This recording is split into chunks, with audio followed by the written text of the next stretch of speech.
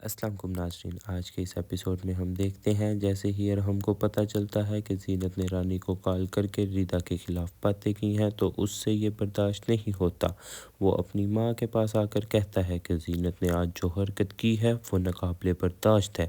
اس نے اپنی حد کراس کر دی ہے اور میں اسے کبھی معاف نہیں کروں گا۔ شہناز حیران ہوتے ہوئے ارحم سے کہتی ہے کہ زینت نے ایسا کیا کیا ہے، مجھے تو بتاؤ۔ تبھی ارحم بتاتا ہے کہ زینت نے رانی کو کال کر کے کہا ہے کہ ریتا کا افیئر ابھی بھی میرے ساتھ ہے، حالانکہ ایسا کچھ نہیں ہے۔ ارحم کہتا ہے کہ جب سے میری شادی ہوئی ہے ریتا اور میں الگ ہو گئے ہیں اور وہ مجھے بھول چکی ہے۔ زینت کا کوئی حق نہیں بنتا ریتا کے خلاف باتیں کرنے کا۔ رانی پہلے ہی ریتا اور فضا کو پسند نہیں کرتی اور زینت انہیں ذلیل کرنے کا موقع دے رہی ہے۔ ارحم فیصلہ کر چکا ہے کہ زینت اب اس گھر میں نہیں رہے گی۔ شہناز کہتی ہے کہ تم ٹینشن نہ لو، میں اس سے بات کرتی ہوں، لیکن ارحم کہتا ہے کہ نہیں موم، آپ کو بات کرنے کی ضرورت نہیں ہے، میں اسے ایسی سزا دوں گا کہ وہ یاد رکھے گی۔ ارحم غصے میں کچن میں جاتا ہے جہاں زینت چائے بنا رہی ہوتی ہے۔ وہ اس سے پوچھتا ہے کہ تم ریتا کے ساتھ ایسا کیوں کر رہی ہو؟ زینت حیران ہونے کا ناٹک کرتی ہے اور کہتی ہے کہ میں کچھ نہیں کیا، تمہیں غلط فہمی ہوئی ہے۔ ارحم زینت کو ایک زوردار تھپڑ مارتا ہے اور کہتا ہے کہ میرے سامنے جھوٹ مت بولو،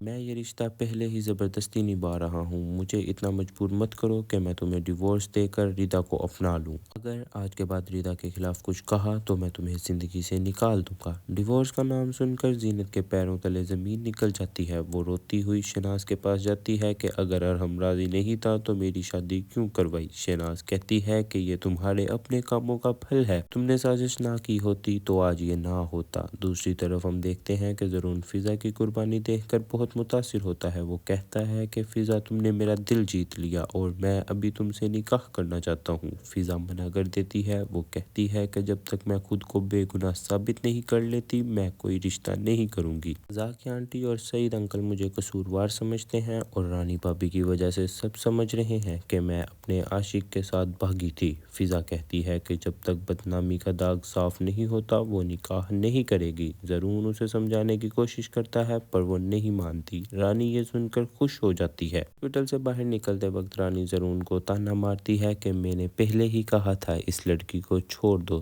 دیکھا کیسے اس نے تمہیں ذلیل کیا۔ وہ کہتی ہے کہ ڈیڈ کی بات مان کر کہیں اور اچھی جگہ رشتہ کر لو۔ زرون بھڑک اٹھتا ہے اور کہتا ہے کہ یہ سب تمہاری وجہ سے ہوا ہے، اگر فضا میری نہ ہوئی تو میں تمہارا وہ حال کروں گا کہ تم یاد رکھو گی، میں ان لوگوں کو ڈھونڈ نکالوں گا جنہوں نے فضا کو کڈنیپ کیا تھا۔ زرون کہتا ہے کہ وہ فضا کے فیصلے سے خوش ہے اور رانی کی سازش بہت جلد سب کے سامنے آ جائے گی۔